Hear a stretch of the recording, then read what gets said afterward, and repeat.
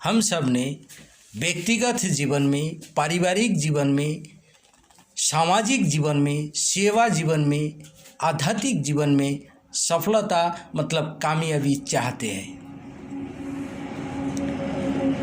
हर एक मनुष्य का यही चाहत होता है। अगर आप इसमें ना कहेंगे तो आप सही मायने में मनुष्य जीवन व्यतीत कर रहे हैं कि नहीं, उसका बारे में संदेह का अवकाश है।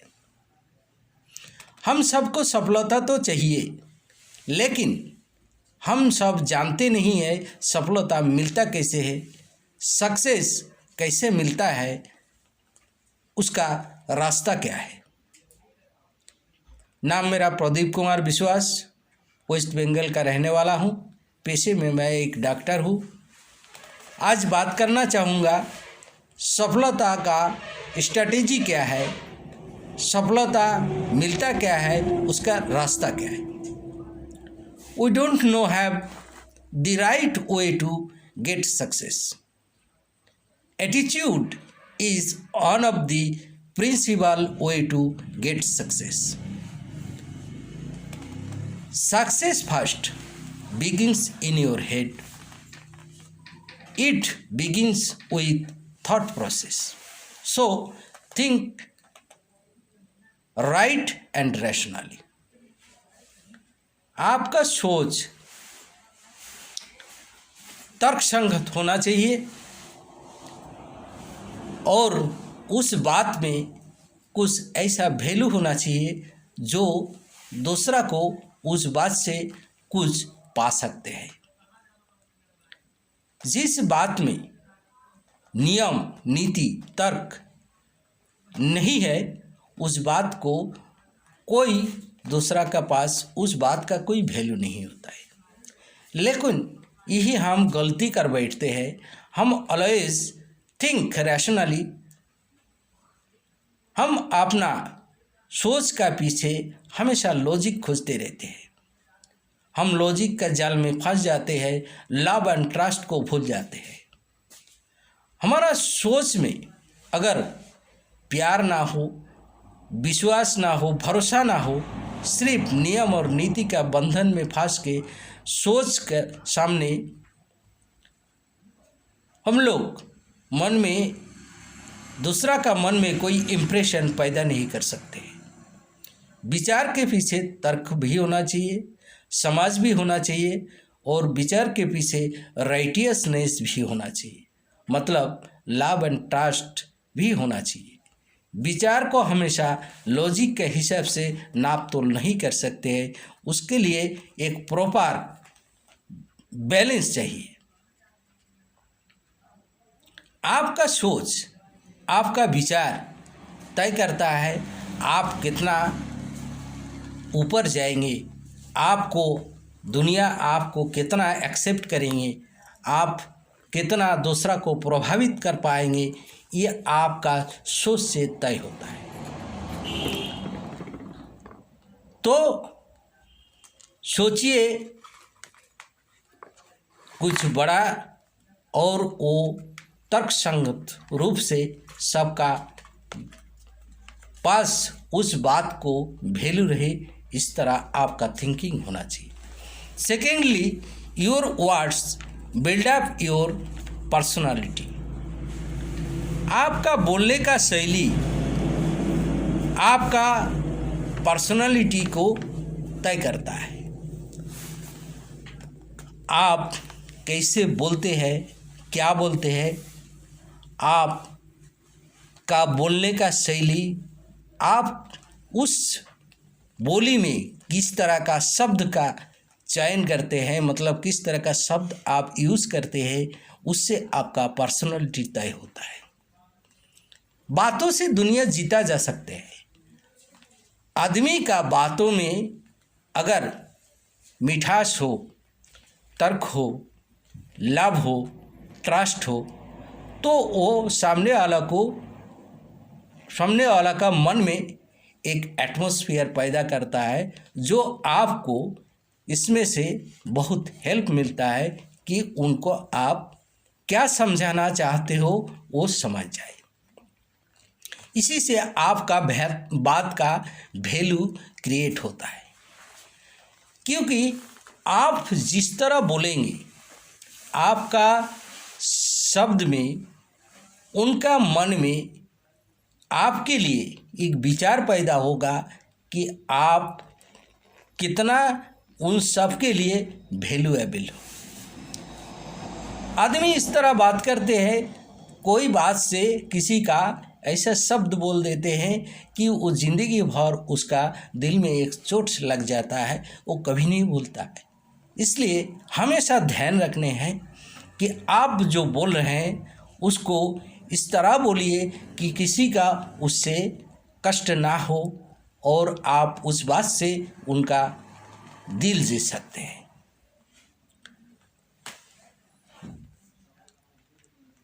Thirdly, act purposefully. आप जो सोचते हैं, आप जो बोलते हैं, इसका ज़मीनी रूप से जब उसका प्रकाश होता है तब आपका उसमें एक्शन होता है। आपका बॉडी लैंग्वेज, आपका मूवमेंट, आपका स्माइल, आपका लाउडनेस, आपका पर्सनालिटी और आपका बातों का वैल्यू को तय करता है। कभी कभी हम जो बोलते हैं उसको इतना ऊंची आवाज में बोल जाते हैं कि उससे हमारा थिंकिंग, हमारा वर्ड्स से वो आवाज ऊंची चला जाता है, जिससे उनको समझ में कुछ नहीं आता है, उनका मन में एक बैड इंप्रेशन पैदा करते हैं। तो एटीट्यूड का 3 बातें हैं: हेड, थिंकिंग, जहाँ से आपका सोच बनता है; थॉट प्रोसेसिंग, मतलब चिंता को आप हमेशा इस तरह रखिए ताकि वो तर्क संगत हो और उसके साथ लाभ इंटरेस्ट हो, वो रैशनल हो। ये इसका बात आपका वो थिंकिंग का प्रकाश होता है आपका मुंह से, माउथ मतलब स्पीकिंग। एंड थर्ड, आपका एक्शन, आपका हैंड। ये तीनों का सही कॉम्बिनेशन होना चाहिए, तीनों का सही एटीट्यूड होना चाहिए। इससे एक एटमॉस्फेयर पैदा होता है, आपका मन में जो इम्प्रेशन क्रिएट करता है उससे आपका बहुत हेल्प मिलता है, then you are success. So think rationally and rightly, speak thoughtfully and act purposefully. That is called the complete formula for intelligent quotient, जो हम सबको विकास करना जरूरी है। एटीट्यूड से कितना बदलाव आ सकता है हम सबका जिंदगी में। हमने जो भी कुछ देखा, सुना, पढ़ा, एक्सपीरियंस हासिल किया, उससे हम अपना व्यक्तिगत जीवन में क्या परिवर्तन ला सकते हैं, हमारा परिवार के लिए क्या परिवर्तन ला सकते हैं, समाज के लिए क्या परिवर्तन ला सकते हैं, इस बुद्धिमत्ता का डेवलप करना जरूरी है। लेकिन जब भी कोई लाभ का बात हम लोग का सामने आता है तो हम उसमें से अपना व्यक्तिगत प्रसिद्धि और उसमें से कैसे पैसा बनाया जा सकता है, इतना ही विचार हम सबका मन में आ रहा है। यही हम लोग सीमित रह जाते।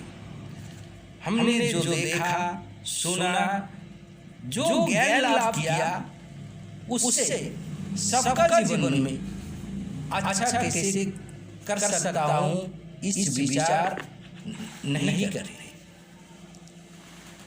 व्यक्तिगत प्रसिद्धि सबके लिए चाहिए और जरूर चाहिए। मनुष्य का जिंदगी है, व्यक्तिगत प्रसिद्धि और पैसा जरूर चाहिए। ये कहीं खराब नहीं है, ये जरूरी है, लेकिन उसका साथ विचार भी रखना, मतलब ये दूसरा विचार, मतलब हम दूसरा के लिए क्या कर सकते हैं, ये विचार भी रखना जरूरी है। हम जो भी काम करते हैं उसमें ये दूसरी विचार जब तक हम नहीं रखते हैं तब तक रियल सक्सेस नहीं मिलता है। हम अपना विचार, ज्ञान, कर्म को जब खुद का, परिवार का, समाज का, देश का, ओवरऑल सभी मनुष्य जिंदगी को अच्छा कैसे कर सकते हैं, उस विचार करते हैं, रखते हैं। ऐसा सेल्फलेस एटीट्यूड जब रखते हैं, वो अपना व्यक्तिगत जीवन में, पारिवारिक जीवन में, सामाजिक जीवन में बहुत कुछ लाभ दे सकता है। आपका जीवन में बहुत सारा सफलता मिल सकता है। एटीट्यूड हम सबका जीवन में, सामाजिक जीवन में और अपना व्यक्तिगत जीवन में किस तरह प्रभाव डालते हैं, उसका एक उदाहरण मैं रामायण से देना चाहता हूँ। राम का राजाभिषेक का टाइम था। अगले दिन उनका राज तिलक होने वाला रहा। सभी को, प्रजा वर्ग से लेकर के देश विदेश का राजाओं को निमंत्रित किया गया। सब ने आ रहा था। राजमहल साज उठा, उत्सव का महल था। इस समय मंथरा ने कैकेयी को एक बात कहा कि राजा ने आपको 2 वर देने के लिए कहा था, ये समय है, आप वो दोनों वर मान लीजिए। कैकेयी को भी लगा कि भाई यही तो मौका है, इसका बाद ये राजा ही नहीं कहेंगे तो हम क्या मांगेंगे, तो हमें मांग लेना चाहिए। तो मंथरा को पूछा क्या वर मांगे। मंथरा ने कहा कि ऐसा करो कि आप मांगो पहली बार में राम को 14 वर्ष के लिए वनवास दे दो और भरत को राजा बना दो। कैकेयी ने राजा के सामने ये दोनों वर मांगा। राजा दशरथ तो धर्म संकट में आ गया। ये कैसे हो सकता है? एक तो उन्होंने जब उनको जवाब दिया था कि हम 2 वर आपको देंगे, वो उनको देना है। और यहाँ ऐसा धर्म संकट है कि राम जो है, जिसको राजा बनाने का सबको मालूम है, सब देश में, देश विदेशों में उसको चर्चा हो गया है, निमंत्रण हो गया, सबको बुलाया गया है। अगले दिन उनका राज तिलक है। और इस समय में, इस परिस्थिति में हम कैसे राम को कहें कि आप वनवास चले जाओ, उसका कौन सा कारण है? लेकिन फिर भी सुमंत्र को बुलाया कि राम को बुलाया। राम को बुलाया गया। राम आकर के पूछा क्या बात है, पिताजी इस तरह पड़े हुए हैं, आप सब बिखरे पड़े हैं, क्या बात है, क्या हुआ? राजमहल में चारों ओर उत्सव का महल है और यहाँ इस तरह क्यों है आप लोग? तो कैकेयी ने कहा कि आपका पिताजी धर्म संकट में आ गया। किस तरह का धर्म संकट है, क्या बात है, हमें बताइए। तो कैकेयी ने कहा मैंने इनसे 2 वर मांगे थे, इन्होंने कभी हमें कहा था, हमारा ऊपर संतुष्ट होकर के कहते थे कि आपको 2 वर हम देंगे, अब मांग लीजिए।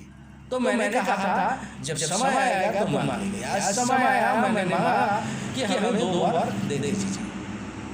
राम ने कहा सही बात है, ये तो आपको हक है, आपको दे देना चाहिए उनको। हाँ, तो यही बात पर तो प्रॉब्लम हुआ है, यही बात पर समस्या हुआ है।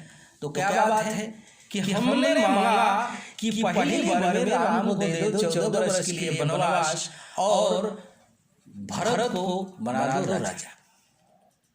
राम ने इस बात पर जो प्रतिक्रिया दिया वो देखने लायक है। उन्होंने कहा इतनी सी बात, इसके लिए इतना प्रॉब्लम है?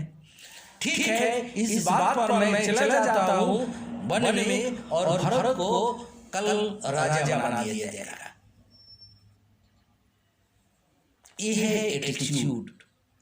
इस राम का इस रवैया से, इन मनभावना से और इस एटीट्यूड से समाज में जो प्रभाव पड़ा, उससे राम का कहानी बना, जो आज तक उसका प्रभाव हमारा समाज पर है, मनुष्य जीवन पर है। इस तरह आपका बातों से, आपका विचार से जो आपका एटीट्यूड सामने आता है, वही आपका जो है व्यक्तित्व को प्रकाश करते हैं। इसलिए हमेशा आपका एटीट्यूड पर ध्यान रखिए, ऊंची सोचिए, बोलने का ढंग, आपका एक्शन ऐसा होना चाहिए ताकि आओ समाज में, व्यक्तिगत जीवन में, मनुष्य जीवन में उसका एक अच्छा इफेक्ट पड़े। इतना ही आज के लिए। नमस्कार, जय हिंद, जय भारत।